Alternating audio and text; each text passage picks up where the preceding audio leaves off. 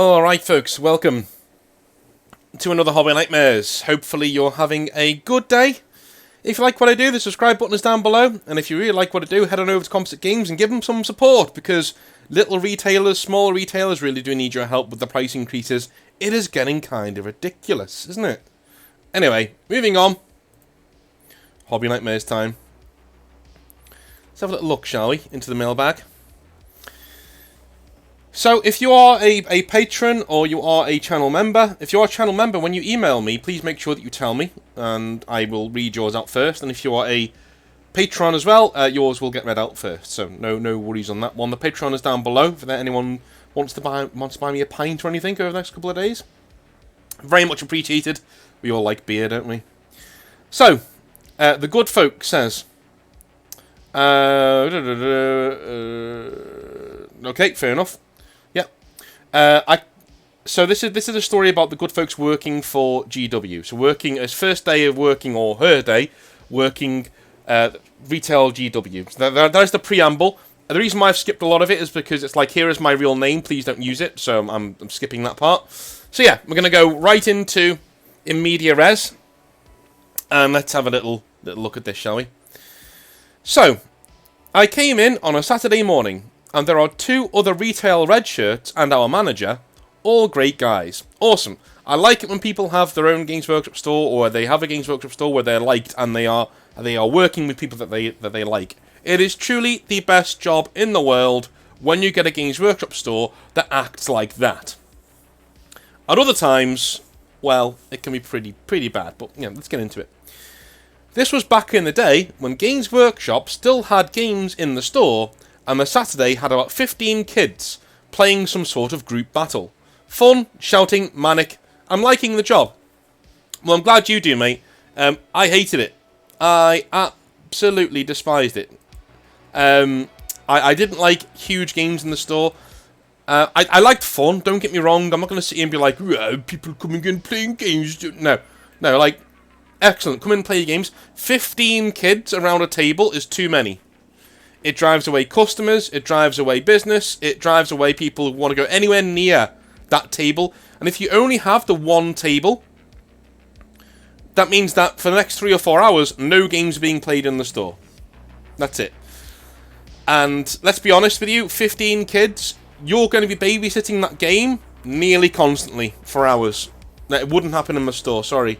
Good on you for getting it to work, but like in a one-man store that I was in, no, absolutely not. I would not be having it, and I'd be saying no. You can play each other, one at a time, but like 15 kids, absolutely not. Not with one table. May sound like a bar humbug moment, but trust me, you do not want to be in a store where 15 kids are playing a game of Warhammer 40,000. You don't. Alright? Alright. At noon, the other staffers leave for the day to do a planned social activity together. I'm left with the manager, who's showing me the ropes. All good. Excellent. Well, this is good stuff. I wonder how this will go wrong. And by the way, I'm not saying that kids can't play Warhammer. That's not what I'm saying, because there will be people out there who'll be like, no, you're saying you can't play. No. 15 kids playing each other, as in one-on-one, is fine. That's a group. That's a club. That's fine. Like 15 kids playing in a group game, shouting over each other, not great. Not great. That's me, by the way, not your computer. Alrighty. At around 1, we hear a loud crashing bang, a chorus of gasps, and then silence. One of the kids fainted and cracked his head on the gaming table. He's out, white as a sheet.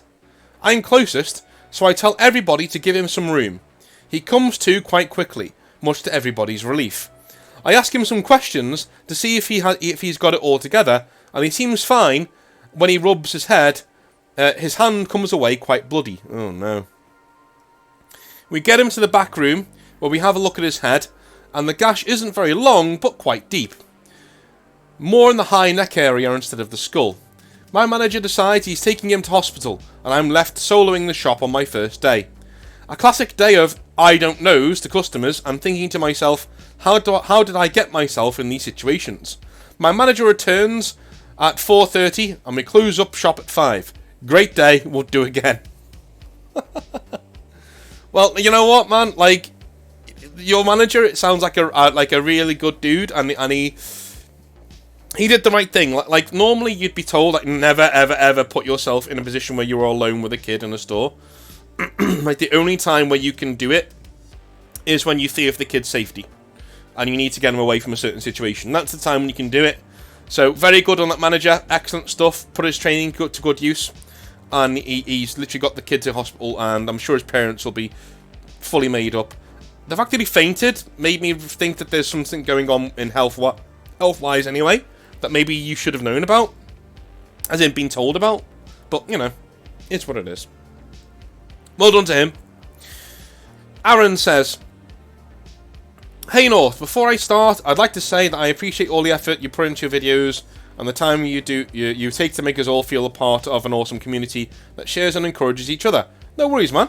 You share each other. Ooh. Currently enjoying all the lore videos, thank you.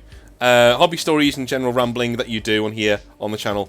It helps me unwind after a hard day forging and being on my feet. No worries, man.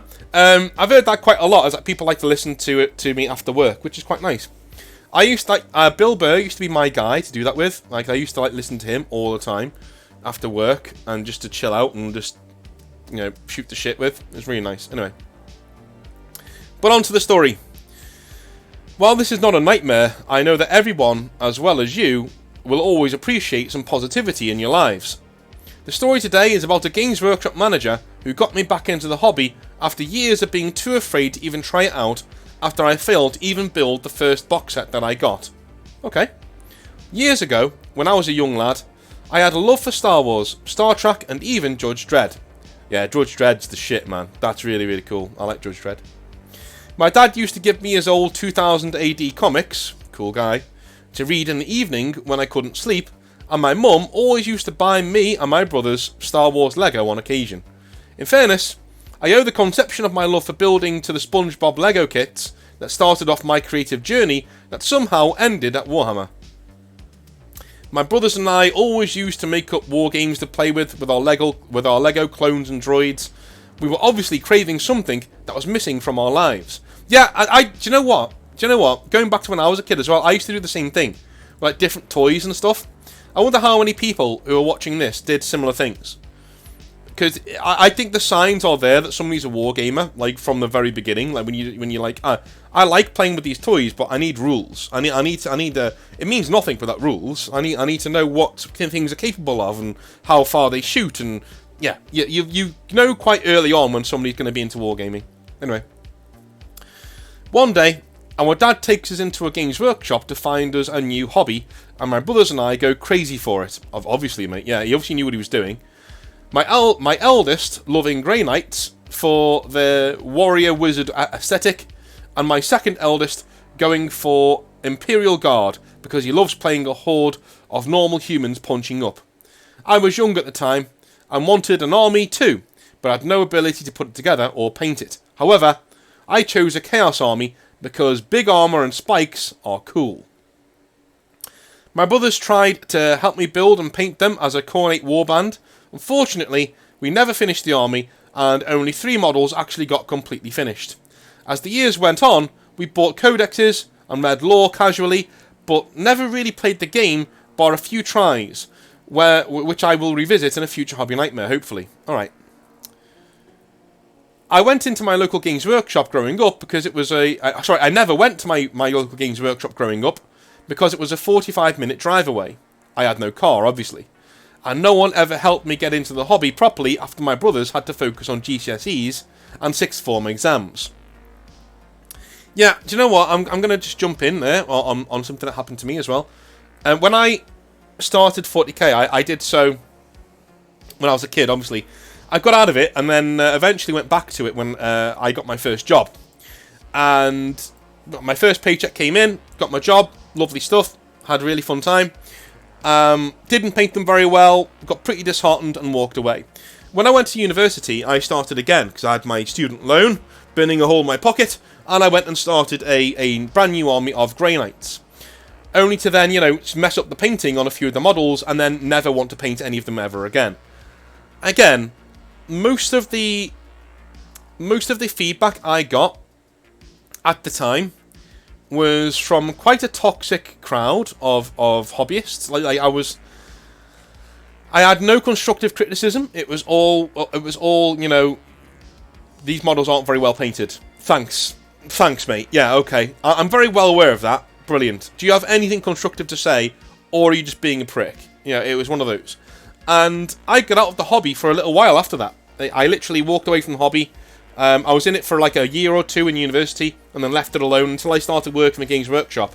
Only after then did I start getting back into the hobby again. And even then, it took me ages when I was working at Games Workshop. Like, my manager would actually say to me, dude, you have that discount, why haven't you got any models? Like, did you bring any with you? And I was like, yeah, they're at home, but like, I'm just not bothered. Like, I just want to learn and want to work. I'm not, you know, I want to focus on this, and then I'll get into the hobby, you know? I was also quite reticent as well, because I knew that working for Games Workshop, if I was doing the hobby 24/7, it might take the fun out of it and kill it for me. Eventually it kind of did, but that was much later on. But eventually I did get my first army, and that manager, who was a tool for the most part, he actually sat me down and gave me really constructive training on painting and getting the basics right. You know, he saw me paint a few models and was like, okay, I'm going to stop you there. Let's take you on and you know, show you some literally how to dry brush, right? Never been shown that before in my life. How to dry brush, right? How to do feathering on swords. How to highlight blacks with white and grey. You're working up from grey to highlight blacks. Little things like that. How to do your bases properly. How to do snow bases. How to do desert bases. How to do eyes. You know, you're the one thing, the best thing I was ever told in the hobby in terms of painting was by that guy, right? And my manager, and he said, when you're painting eyes in a model, look at the eye, not the brush. Now that sounds really simple, but try it next time. Focus completely on the eye and don't take your eyes off it until you've painted what you want to paint. It works especially well with Space Marine eye lenses. Just look at the eye lens, don't focus on the brush at all. Don't even look at the brush as you're lowering it in, and it goes straight in. It's weird. It's very strange, because you're not looking at the tip of the brush. It's really odd. So you'd think that you'd miss, right? You'd think that it wouldn't go in, but it does. You hit the eye every time, and you just paint nice, and it looks really cool. Then you pull the brush away, do the same for the other eye as well. It seems like such an elementary piece of advice. Yeah, look at what you're painting at. Yeah, I know. But please try it. Look at the eye lens, focus on it, and don't even look at your brush. Put the paint on the brush, get it ready. Don't even look at the brush, look at the eye lens and lower the brush into the eye lens. It works every time. Literally every time. Brilliant advice, you know. Again, I always give credit where it's due, or I try to anyway. He was a douche most of the time, but my god, some of that advice really did set me up to have a nice foundation of the hobby. And so yeah, that's what my point is that the first group that you have, or the first really bad experience that you have, even if it's just you and your models, where they're not quite what you like, you know, they don't quite come out how you wanted, it can ruin your hobby experience for years. For absolutely years. As it did for me. For ages, I didn't want to do any models or anything like that. Anyway. My brothers effectively dropped the hobby, but we always loved nerding out about the lore and playing the first Dawn of War games, which were my favourite games in primary and secondary school. Fast forward 10 years later, and when I got my first job as a blacksmith, good lad. Excellent. I moved to the city to help with the commute to work. I was now a 5-minute walk away from the Games Workshop. One day, I rocked up to the store and had a look around. I met the manager. His store was a small one-man operation. His name will be Dave today. He asked me how we could help and what I was down to the store for. That's literally what everyone says. Hey man, what have you come down for today? I'm getting flashbacks, it's horrible. I told him that I was looking to get into the hobby and didn't know where to start. Oh, that is like red to a bull, man. Don't say that to a Games Workshop manager. You'll be getting that Dark Vengeance box set shoved down your throat before you know it.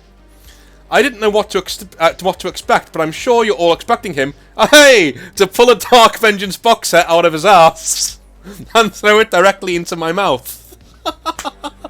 Oh my god. I've not read this before, I promise. I've not read this before. Great minds. Great minds. Okay. Sending me to the floor in a heap of blood and dust as I try to regain my vision, whilst he races on all fours towards me, stealing my wallet with his teeth before throwing me through the shop window onto the street. This could be further from the truth, funnily enough. This is the current GW era, and Dave kindly offers me a painting table to sit at and paint one of the demo models that they have out for free. He said that all it will cost me is a bit of time. I chose a Space Marine Intercessor over the Stormcast Eternal and followed the Ultramarine painting guide. Fair enough. I once had a guy come in and he wanted to do a painting intro with the Space Marine, the Free Space Marine, right? And he literally sat down and he said, I want to paint white. Now, I know a lot of you know how difficult white is to paint, and to be honest with you, there's not many ways you can say to somebody that's not a good idea for starting out. But it took us 2 hours. 2 hours to get this model looking anywhere near good enough to what it should be, right? In future, I started spray painting. I literally got a few of those models white to begin with to get us started, because like whenever somebody wanted to paint a lighter colour, it took forever because there's so many little details and things you've got to go through to make the model pop and actually look good. But anyway, Dave guided me through each step and showed me what to do, using a model of his own to visually teach me techniques and methods. After getting it to battle ready standard, he offered to guide me through getting it to parade ready standard on another day, highlights and other details, that sort of thing. I went home excited for my first painting session and gawked at my new model all night, beaming with pride as I showed my housemates, who had zero interest in the hobby but were happy for me. Oh, good lads. A week later, I had my next lesson and learnt how to make the model the best I could. With the model finished, he sat down with me and asked what my next step would be. I love painting the Marine, so I decided to grab a box of the new Primaris infiltrators and some paints. Feeling far more confident in my abilities now, I was ready to make my own colour scheme and build some models. I built them with Dave, and came back regularly for some advice on what I could do to improve my painting and what colours would be best for shading and highlighting. I painted my infiltrators like Republic Commandos from Star Wars, white armour, blue visors and orange patterns on the armour to create an awesome contrast of colours. Today my army stands strong with infiltrators, reavers, a tactical warsuit, which is, I'm guessing, a dreadnought, and a librarian from the stealth discipline. Truly a Raven Guard successor chapter, all built and painted by me with the help of Dave, who started my hobby journey in the best way I could possibly ask for. He was patient, kind, and beyond helpful. Dude, that is really cool. That is really cool. Before I end this story, I'm going to give Dave praise yet again. When building my Primaris Reavers, I lost one of the grav chutes whilst building them. Yeah, dude, I've done that. I've done that. Or like it drops and one of the edges breaks off. Oh my god, I hate that. You only get a certain amount of them to have exactly 10 pairs of them. This would mean one of my Marines would look kind of out of place. But I was okay with that. I bought a new paintbrush at the Games Workshop once and accidentally left it at the store, but I moved on and just accepted it would be added to the rest of the spare brushes. I came in once another time to buy some paint and started building a pile by the cash register with Dave's permission, but unfortunately the store got busy and I had to leave to catch a bus before I could pay for my paints. An unfortunate series of events that, surprisingly, led to me feeling extremely valued as a customer of Games Workshop. The next time I came into the store, Dave got out the grav chute I lost that he had found on the floor, the brush I had left by accident, and the paints I had chosen the day before and packed and ready to go. He apologised that he didn't mention it sooner as the store got busy most of the time when he was in. I was so happy and he was happy to help, and I still go back to the same store to paint and to see Dave. He has built an awesome community and I see him as a mentor of my hobby. I know Games Workshop can be a little shit at times, but as you've said before, North, there are some true diamonds at Games Workshop, and I appreciate them a great deal. And there you have it. I don't think they should get all the hate that they do get, but I definitely understand it. Cheers, North. Take care of yourself. No worries. And no worries, man. Absolutely fantastic. there are tons of people just like that at Games Workshop. There really are. Like, people don't understand how cool this is. That story may seem quite benign to some people, but let me just tell you something. As a Games Workshop manager, you are under such pressure and such top-down nastiness at times from HQ and people like them, that to step out of that misery and to help somebody and to really bring them into the hobby, to put your love for the hobby above everything else and make sure that it's thriving and that people are coming into it with a really good sense of what they want to do. That's what makes the great managers. And unfortunately, not a lot of those managers stick around because they're burnt out. They're burnt out and they're discarded. The managers that stick around are the ones that will, like the start of that story there, are the ones that will throw a Dark Vengeance or a Dark Imperium or whatever boxer at you to try and make their KPIs look better. Those are the ones that will stick around.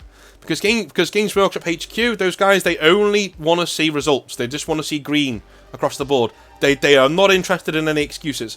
Okay? Did we have a Warhammer 40,000 big release last year, like a new edition in June? Doesn't matter. This June, you've got to beat that June.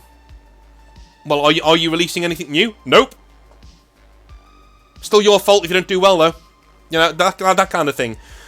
To step away from that and actually make sure somebody has a really good time in the hobby is phenomenal. And I congratulate this Games Workshop manager on being able to step outside of the pressure and actually give somebody a good time in the hobby. Good lad. Alright. Grim Bacon says, "Hey North, have a hobby nightmare for you that, at least in my opinion, has a happy ending. A little about me first. I'm in my late 40s and only discovered and got into the hobby about a year ago via YouTube videos. About 6 months ago, I was playing a pickup game at my local shop against another player who had even less experience than I did. In keeping with channel tradition, I will call this player Mike. Mike was playing Orcs and I was playing Necrons. As we started playing, another store customer strolled up to the table and started observing the game and chatting. Again, in keeping with channel tradition, I will call this spectator Dave. They're all Daves or Mikes. Dave informed us that he had been playing for a while and also played Orcs, and that if Mike had any questions about the rules or anything like that, he should feel free to ask. What a stand-up guy. We thanked him and started playing our game. What a stand-up dude. During the first 2 turns, Dave steadily started spectating less, commenting more, and he kept telling Mike what he should do.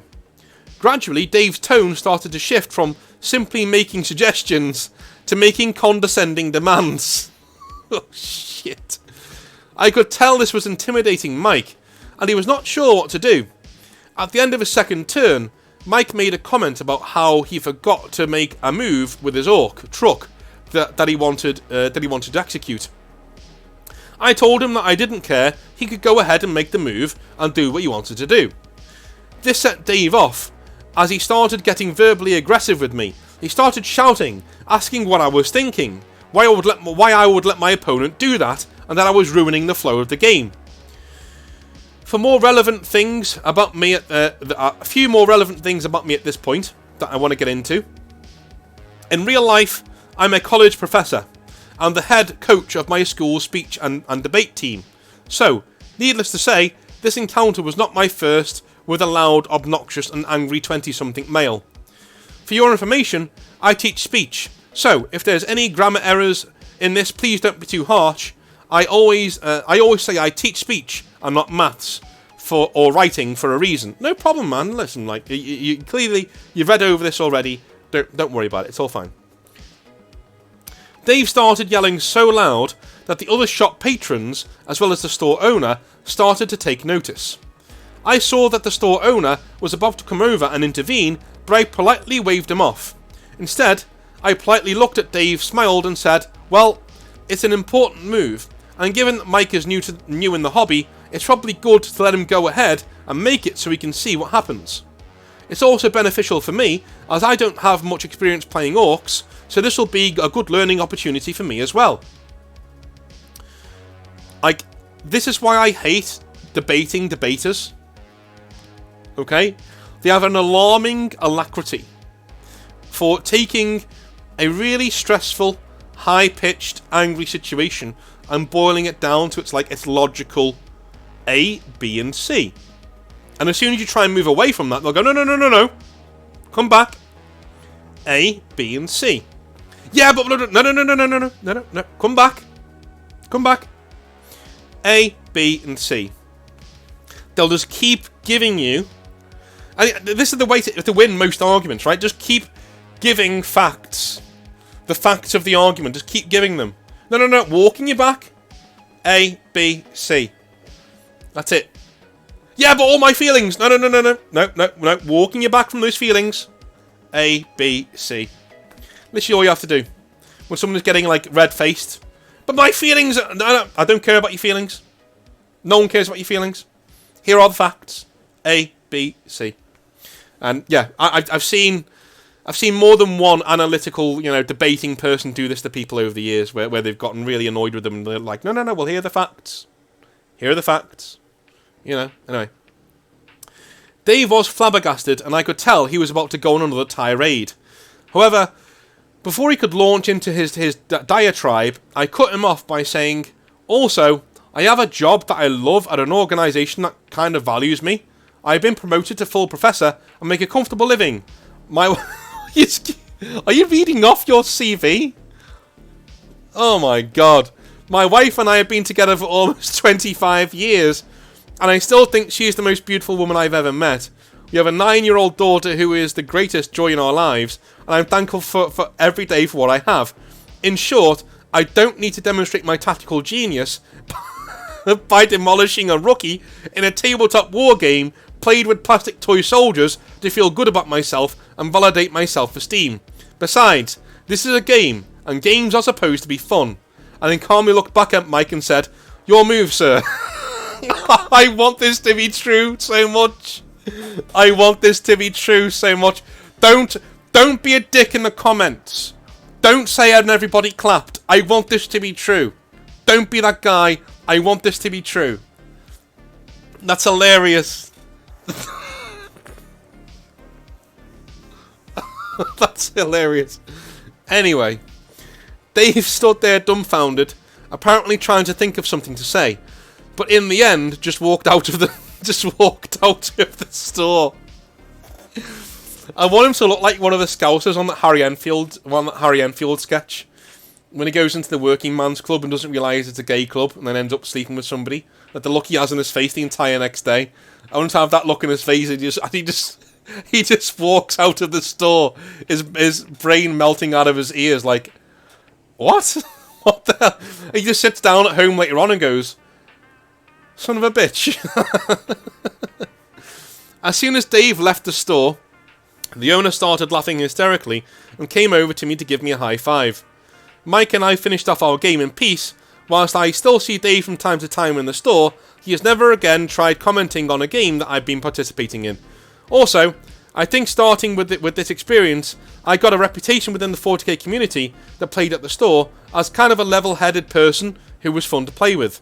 As such, I have not had a hard time finding pick-up games since I started, as I often have people reach out to me via Discord that I've not played before, asking if I'm free for a game, which is really nice. Keep up the good work, Grim Bacon. No worries, man. I know there'll be people saying, oh yeah, and then everybody clapped, but, I want that speech to be true so much that I'm going to give it a pass. Just give it a pass. Just laying out all of the things that are in your life and then saying, so I don't need to be good at toy soldiers to work my self-esteem. Anyway, your move, sir. Oh my god. We've all been there. We have all been there, though. Let's be honest. We've all been there with a guy who's like, no, no, no, but you don't need to do that. You need to do this. No, no, no, no, no, no, no, no. Yeah, yes. Oh, God, no. Please, leave me alone. Leave me alone, please. I just want to play this game of Warhammer 40,000. I just want to roll some dice and play with toy soldiers. Leave me alone, It's what it is. Anyway, I'm off. I will be back tomorrow with some more lore or a 40k rant. I've not decided yet. Have a lovely rest of your day. I will speak to you tomorrow. Have a wonderful time. See you later. Bye.